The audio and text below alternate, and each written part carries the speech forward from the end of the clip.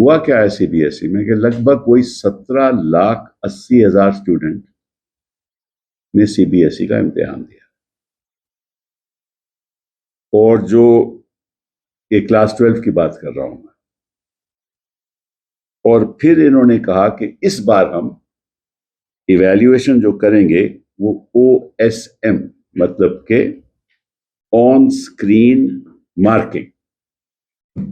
पहले क्या होता था कि भाई छात्र था, आज भी छात्र है, अपने आंसर पेपर पर लिखता है और फिर वो इवैल्यूएशन के लिए जाते हैं तो टीचर इवैल्यूएट करता है। तो इन्होंने तय किया, क्योंकि ये हमारी जो सरकार है ना, वो जनता को दिखाना चाहती है कि कितनी तेजी से, कितनी गति से टेक्नोलॉजी को एम्ब्रेस कर रहे हैं, गले लगा रहे हैं।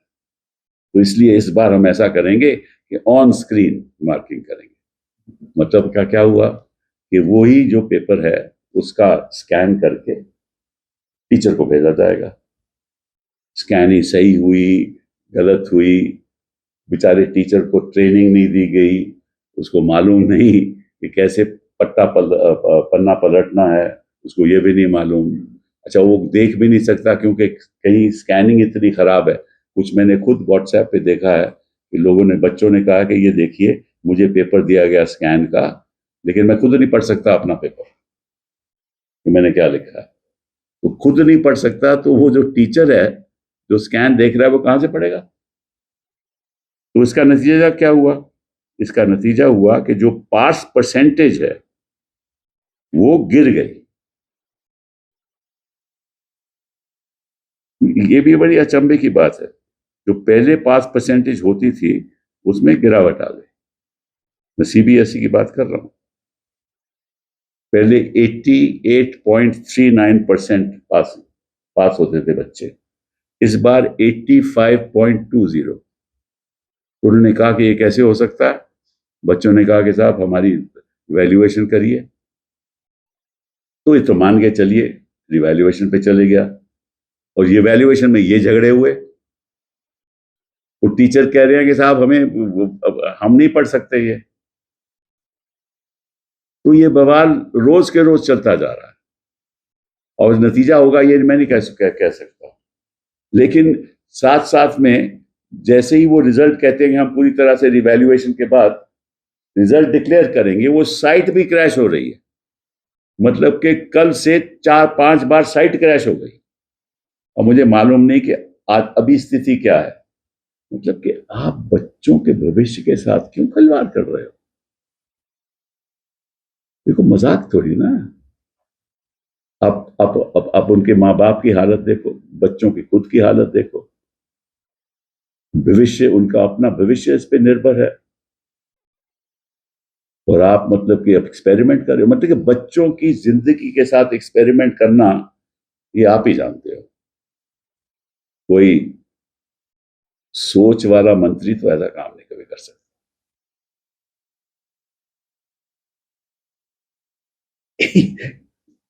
बच्चों को यह नहीं पता कि हमारी किस तरह से इवैल्यूएशन हो रही है। साथ में पहले इन्होंने कहा था, यह भी एक अचंभे की बात है, इन्होंने कहा था रिवैल्यूएशन के लिए 700 रुपया लगेगा पहले। फिर जब विरोध हुआ इस बात का तो बोला 100 रुपया, हर क्वेश्चन के 25 रुपए, मैक्सिमम 100 रुपया।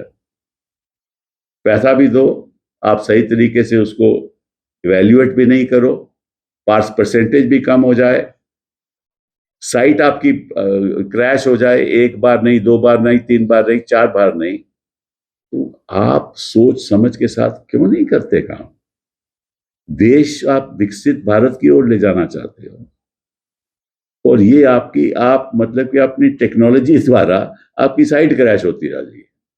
आप स्कैन सही तरीके से नहीं कर पा रहे। मत करो आप।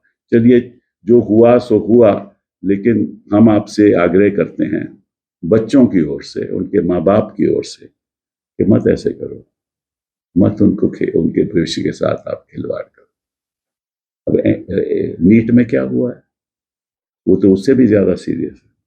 लगभग 22 लाख छात्रों ने नीट का इम्तिहान दिया है। 22 लाख छात्रों ने, इम्तिहान कैंसिल हो गया। उसका नतीजा क्या होगा?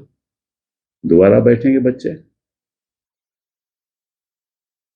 और जिन्होंने इतनी मेहनत की, जिनके माँ बाप ने इतनी तवज्जो की, उसका नतीजा ये हुआ कि एग्जाम रद्द हो गया। और आपके जो ऑफिसर्स हैं वो कहते हैं कि नहीं पूरा पेपर लीक नहीं हुआ था, कुछ ही क्वेश्चंस लीक हुए थे। अरे वो उनको मालूम है कि लीक का मतलब क्या है? पता आपको मालूम है लीक का मतलब क्या है? नहीं मालूम आपको, क्योंकि आप हर चीज में जो आपका एक्सपोज जब आप होते हो तो फिर किसी तरीके से जनता को बताने दो, नहीं नहीं नहीं तो इतनी लीक नहीं हुआ था, मतलब कि थोड़ा सा लीक हो गया था। भाई थोड़ा भी लीक होता है कभी? पेपर तो लीक ही होता है ना, 5 हो क्वेश्चन हो 10 हो, क्योंकि एक एक नंबर के हिसाब से लोगों का भविष्य तय होता है। आपको मालूम है मंत्री जी,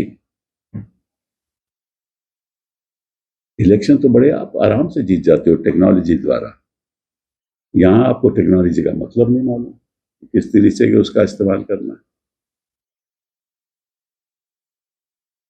बहुत ही दुख की बात है। लीगल रिपोर्टर के सभी वीडियो को देखने के लिए लीगल रिपोर्टर को सब्सक्राइब करके बेल आइकन बटन जरूर दबाएं